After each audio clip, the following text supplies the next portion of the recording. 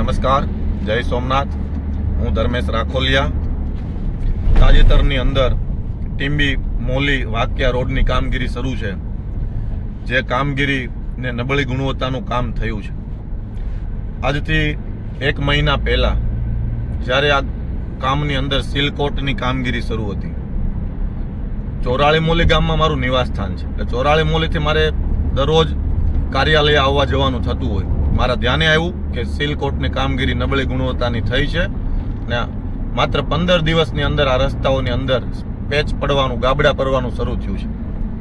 મારા દ્વારા કોન્ટ્રાક્ટરને પણ જાણ કરવામાં આવી, મારા દ્વારા ડેપ્યુટી એન્જિનિયર મચ્છાર સાહેબને પણ જાણ કરવામાં આવી, જિલ્લામાં પણ જાણ કરવામાં આવી અને રાજ્યના ચીફ એન્જિનિયર ને ગત રોજ તારીખ 26/9 રોજ મેં વોટ્સએપ દ્વારા પણ જાણ કરી છે અને ટેલિફોનિક પણ જાણ કરી છે. આ તમામ કામગીરી મારા મોલી વિસ્તારના લોકો તો જાણે છે. પછી એ કાકીડી મોલીના સરપંચ હોય, નારિયેળી મોલીના સરપંચ હોય, સાણા વાક્યાના સરપંચ હોય, મોટી મોલીના સરપંચ હોય કે મારા માદરે વતન ચોરાળી મોલીના સરપંચ હોય, જ્યાં જરૂર પડી છે ત્યાં ગત ગ્રામસભાની અંદર આ બાબતે અમે ઠરાવ પણ કરેલા છે. આ વાત હું એટલે આપના માટે ધ્યાને મૂકું છું કે આ કામગીરી અમે નબળી ચલાવવાના જ નથી અને ચલાવશું પણ નહીં. આ કામગીરીમાં જે જરૂરી હતી એ તમામ જગ્યાએ જાણ કરી છે. ગાંધીનગરથી ચીફ એન્જિનિયર સાહેબે આની વિઝિટ પણ કરી છે. હાલ વરસાદી વાતાવરણના કારણે સાહેબની સૂચના મુજબ હાલ પૂરતી લોકોની મુશ્કેલીને ધ્યાનમાં લઈ કોન્ક્રીટ દ્વારા જે ગાબડા પડ્યા છે એનું રિપેરિંગ કામ શરૂ છે. આ રોડ ફાઇનલ સિલકોટ સાથે કમ્પ્લીટ ગુણવત્તા સાથે બનશે એમની જવાબદારી આ તાલુકાના ધારાસભ્ય શ્રી કાળુભાઈ રાઠોડ અને અમારી સંગઠનની છે. હવે વાત રહી ગત રોજ પૂર્વ ધારાસભ્ય, હું તો એમને નિષ્ફળ ધારાસભ્ય કહીશ, કે આ રોડની મુલાકાતે આવેલા. આ અમારા મોલી વિસ્તારના તમામ સરપંચોને આજીજી કરેલ કે તમે મારી સાથે આવો, મારા ખોટા તાલમાં તમે તાલ પુરાવો. ચોખ્ખી ના પાડેલી. વિશેષ વાત એ પણ છે, જરૂર પડશે તો આગામી સમયમાં હું એ પણ કહીશ કે હમણાં મારી સાથે એક સરપંચ અમારી વિચારધારામાં જોડાણા છે, ખૂબ સારા છે, ખૂબ એક્ટિવ છે. એમને પણ કીધું કે તમે કેમ એમની વિચારધારામાં જોડાણા. એમણે એને ખૂબ સારો પ્રત્યુત્તર આપ્યો છે. આગામી સમયમાં આપણે જરૂર પડશે તો એ બાબતે પણ ચર્ચા કરશું. મારે ધારાસભ્યશ્રીને એટલું જ કહેવું છે, પેલા આપ જાણો શું કાર્યવાહી થઈ છે અને આપને તો રસ્તા ઉપર, રોડ ઉપર આવતા ખૂબ મોડું થઈ ગયું. 2022 પછી તમે એટલા 3 વર્ષ પછી તમે ક્યાં મરી ગયા હતા? અત્યારે તમારે લોકોની વચ્ચે દેખાવું પડ્યું. એ કારણ શું છે એ પણ લોકોને કહો. તમે કહો છો કે ભાજપનો પ્રમુખ આ ચોરાળી મોલી ગામમાં રહે છે, આ રસ્તા ઉપરથી હાલે છે, બધાએ મળીને ભ્રષ્ટાચાર કર્યો છે, તો ભાઈ મારે આ કાર્યવાહી શું કામ કરવી જોઈએ? મેં શું કાર્યવાહી કરી છે પેલા તમે જાણો. અને વાત રહી વિકાસની, વાત રહી કામની, તો તમે ચોરાળી મોલી ગામમાં આવો, તમે કયો ત્યારે હું તમારી સાથે આવું. પત્રકાર મિત્રોને પણ સાથે લાવો, સૌ સાથે ચોરાળી મોલી ગામના વિકાસને જોઈએ. અને આપના કાર્યકાળમાં તમે દુધાળા ગામમાં કેટલી વાર ગયા, દુધાળા ગામનો વિકાસ કેટલો કર્યો, દુધાળાના લોકો માટે શું કામ કર્યું એ પણ આ લોકોને કયો. તમે એવું ના સમજતા કે 30 વર્ષનું શાસન આપે જે ધારાસભ્ય રહ્યા છો, આપ નિષ્ફળ ધારાસભ્યને હું એ પણ કહું છું કે 30 વર્ષના શાસનમાં તમે જે લોકો માટે શું કર્યું એની કોઈ બુક બનાવી તો લોકોને આપજો. બાકી મારે એટલું કેવું છે, ગીરગઢડા તાલુકો આજે આ વિકાસની હરણપાળ વિકાસની ગતિમાં જો પાછળ રહ્યો હોય તેનું કારણ નિષ્ફળ ધારાસભ્ય શ્રી આપ છો. બાકી જો કામ કરવાની ઈચ્છા હોય, કામ કરવાની હામ હોય તો 2012 થી લઈ અને 2022 સુધી આપ જ ધારાસભ્ય હતા. 2013 ની અંદર ગીરગઢડા તાલુકાનું વિભાજન થયું અને ગીરગઢડા તાલુકો નવો તાલુકો થયો છે. આ તાલુકો નવો તાલુકો થયો, કાયદા મુજબ, નિયમ મુજબ આ તાલુકાને જે ગ્રાન્ટ મળવી જોઈએ એ 2025 સુધી ગ્રાન્ટ ઓછી મળી છે. કેમ આપના ધ્યાને ન આવ્યું? તમે આ તાલુકાનું હિત ઈચ્છતા હોય તો વર્ષે તાલુકાને 50 લાખ રૂપિયાનું નુકસાન હતું. આપના કાર્યકાળની અંદર આ આશરે 5 કરોડ રૂપિયાનું નુકસાન. હું આજે 9 મહિના થયા છે, હું આજે મારી જવાબદારી નિભાવી રહ્યો છું. 2022 થી માન્ય ધારાસભ્ય શ્રી કાળુભાઈ રાઠોડ અહીંયા કામ કરે છે. આ બાબતે એમણે પણ ચિંતા કરી અને મેં પણ ચિંતા કરી.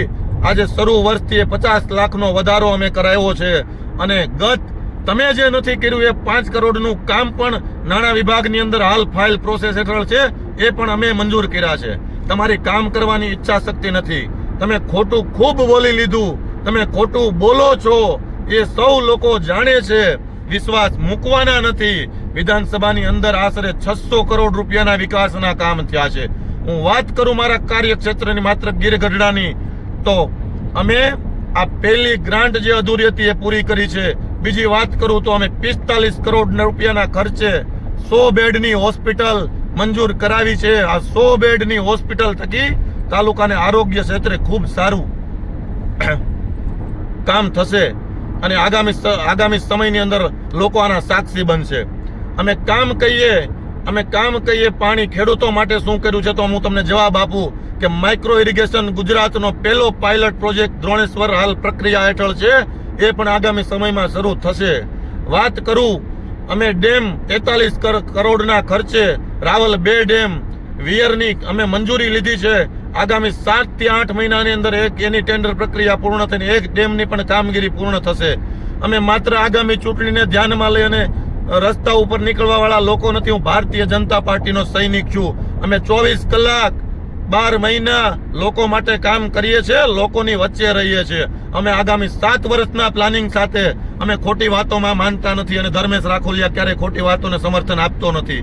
હું આપને સ્પષ્ટ કહું છું કે આગામી 7 વર્ષની અંદર જે કામગીરી કરવાના છીએ એ કામ પ્લાનિંગ સાથે અમે એક ખેડૂતને વાડીઓમાં પાણી આપવાના છીએ. વાતો નહીં, માઇક્રો ઇરિગેશન થકી આપવાના છીએ. વાત કરું સેટલમેન્ટ વિસ્તારની, તો મારી પ્રથમ રજૂઆત આ વિસ્તારના સેટલમેન્ટ ગામડાઓને રેવન્યુમાં તબદીલ કરવા, સેટલમેન્ટ જમીનોને રેવન્યુમાં તબદીલ કરવી, એ આજે હું છેલ્લા 8 મહિનાની સતત દોડાદોડી અને સતત અપડેટ સાથે આજે હું મુખ્યમંત્રી શ્રીને પણ અભિનંદન આપું છું. માનનીય નાયબ દંડક શ્રી કૌશિકભાઈને પણ અભિનંદન આપું છું. આજે તેમની દરખાસ્ત જિલ્લામાં મોકલી દેવામાં આવી છે અને આગામી સમયમાં સેટલમેન્ટ વિસ્તારના લોકો માટે સુખદ સમાચાર મળશે અને ખૂબ ખુશી થશે અમને કે અમે આ કાર્ય કર્યું છે. વાત કરું જંગલ વિસ્તારના વિકાસની, તો ચીખલકુબા ગામ હોય કે જસાધાર ગામ હોય, હું અભિનંદન આપું છું નવયુવાન અધિકારી વિકાસ યાદવ સાહેબને કે એવા ડીસીએફ અમને મળ્યા છે. આશરે 1 કરોડ રૂપિયાના કામ આ 2 ગામની અંદર શરૂ છે. અમે આગામી સમયની અંદર કેટલા કામ કર્યા છે એ અમે આપની સમક્ષ મૂકશું. આપને જ્યારે ટાઈમ મળે ત્યારે કહેજો, અમે બેસવા પણ તૈયાર છીએ. અમે કામ કરીએ છીએ. અમે પ્રવાસન ક્ષેત્રે આ તાલુકાને વેગ મળે, આ તાલુકામાં પ્રવાસન ક્ષેત્રે રોજગારી ઊભી થાય, આ તાલુકાને ઓપન સફારી મળે, આ તાલુકાને સ્મોલ જીઆઈડીસી મળે, એ બાબતે અમે વાત નહીં, અમે પ્રક્રિયા શરૂ કરી છે. ઓન પેપર કામગીરી શરૂ છે. જોવી હોય ત્યારે તમે અમારી પાસે આવજો, અમે બતાવવા તૈયાર છીએ. ગામનો છોકરો છું, કામનો છોકરો છું. વાતોમાં નથી માનતો, હું વિકાસમાં માનું છું. હું નીચ કક્ષાની રાજનીતિમાં નથી માનતો, હું કામગીરીમાં માનું છું. તાલુકાની અંદર વાત કરીએ તો આ તાલુકો તો ખૂબ સારો તાલુકો છે. તમે એવું સમજતા હોય કે મારી આવડત હતી ને આ તાલુકામાં હું જીતી જાતો, તો એ વાત હું તમારી જિલ્લા પંચાયત સીટથી વાત કરું. રાજપુરા જિલ્લા પંચાયત સીટની અંદર માત્ર 25 બ્રાહ્મણોના ઘર છે અને એ બ્રાહ્મણનો દીકરો ભાવેશભાઈ ઉપાધ્યાય આપના દીકરાને કેટલા મતથી પછાડે છે. આ લોકોનો ન્યાય છે. એટલે હવે ખોટી રાજનીતિ રહેવા દો. આ તાલુકાના લોકો તમને ઓળખે છે. ભ્રષ્ટાચાર કોણે કર્યો, આ એજન્સીઓ સેટ થઈને કામ કોના સમયમાં અહીંયા આવી છે. અને અમે તો એ કહીએ છીએ કે હારા કામ થયા ને માથા ભટકાવો કેટલા મજબૂત કામ થયા, એટલે તમને ખબર પડે કે આવા કામ થાય છે. એટલે ખોટી વાતો રહેવા દો. તમને એવું હોય આ યુવાન છે, આ તાલુકો બીજા હકાવે છે, તો આ તાલુકાના નાગરિકો હકાવે છે. હું માત્ર તાલુકાના સંગઠનાત્મક રીતે કામગીરી કરું છું. હું સંગઠનનો પ્રોટોકોલ જાણું છું, હું કાયદો જાણું છું, હું ખૂબ સારી નીતિ વિષયક બાબતની અંદર જાણું છું. યુવાન છું, નહીં જાણતો હોય તો સલાહ લઈ લે, શરમાઈશ નહીં, પણ હું ખોટી વાત તો નહીં કરું. આ તાલુકા માટે મારે જે કરવું પડશે, જે ભોગવવું પડશે ભોગવીશ. પણ તમે એવું પણ ના ઈચ્છતા કે આજ સુધી મારી સામે કોઈ બોલ્યો નથી એટલે કોઈ બોલશે નહીં. હું હમી છાતીએ બોલવાનો છું, કાયદાની સાપેક્ષતામાં બોલવાનો છું અને હું જ્યારે આપ ખોટું બોલો ત્યારે હું આપને ઉગાડા પાડવાનો છું.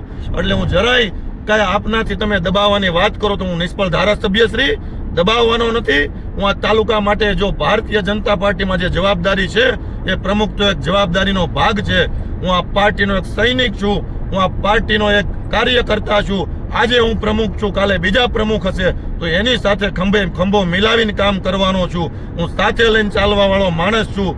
બાકી તમે કોના સહકારથી ને કોના સમર્થનથી ધારાસભ્ય બનતા હતા એ આખો તાલુકો જાણે છે, હું જાણું છું. એટલે એમાં હું પડતો નથી. હવે આ જબા બબા કાઢી અને કંઈક સેવા ધર્મનું કામ કરો એવી મારી આપને શુભેચ્છા છે. કોક યુવાનને આગળ આવવા દો અને યુવાનનું ભવિષ્ય ઈચ્છો. આ તાલુકાનું ભવિષ્ય તો તમે પહેલાય નથી ઈચ્છું અને તમે હવે નથી ઈચ્છવાના. એટલે કોઈક યુવાનનું ભવિષ્ય ઈચ્છો ને કોઈક યુવાનને આવવા દો. હવે તમે બેસો એ સારી વાત છે અને આપને ખૂબ અભિનંદન.